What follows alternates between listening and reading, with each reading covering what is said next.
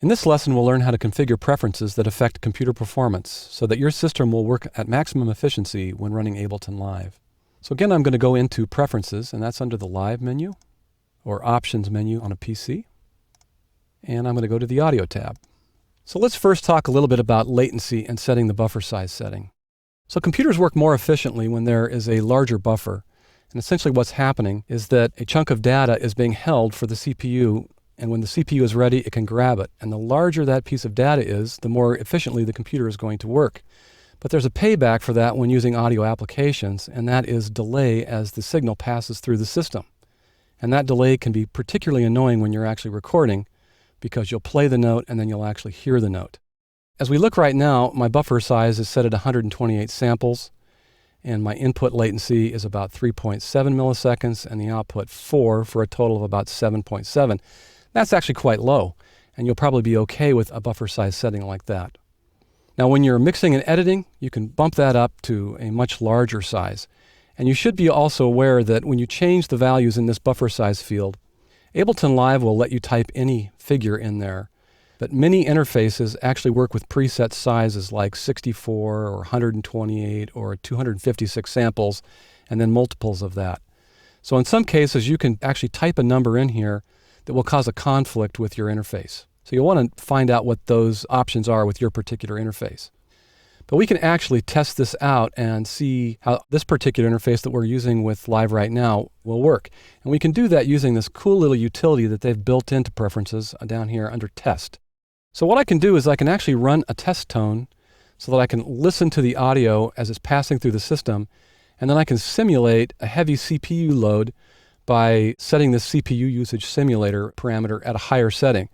So I'm going to click in there and I'm going to bump that all the way up to 80%, and then I'm going to turn on the test tone. Now right now I've set this pretty soft so that we can actually talk over the top of it. So there's the test tone. And if I look over here in the CPU usage field out in the Live window, we can see that it's seeing 80% CPU usage. Now what I'll do is I'll click in the buffer size setting field and I will put in a smaller setting. So we'll try 64 samples. I'll hit enter.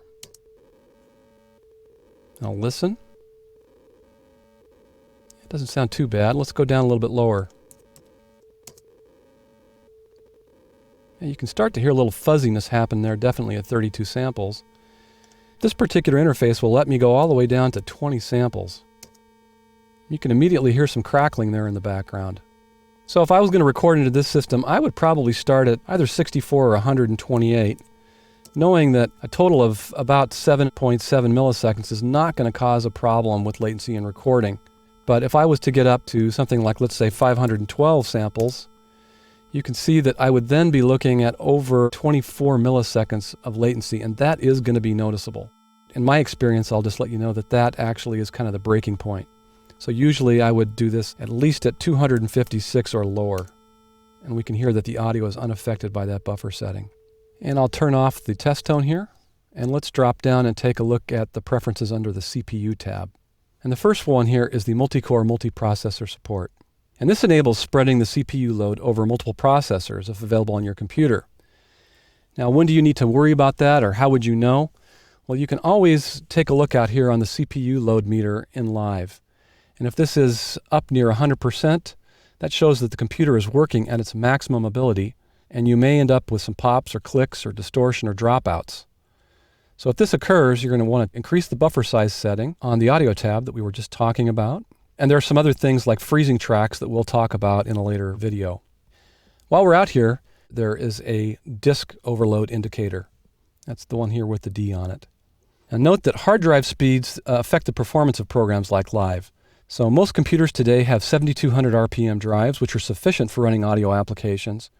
But those of you who are using laptops, you probably have a 5400 RPM drive, and you may run into problems with high track counts and other issues where you're taxing the machine. If that happens, you may want to reduce the track count, come back to the Audio tab, and raise your buffer size setting. But in any case, there's no reason why you wouldn't want to enable multi-core and multiprocessor support. Another parameter we'll take a look at here is the plug-in buffer size. Now currently this says as audio buffer.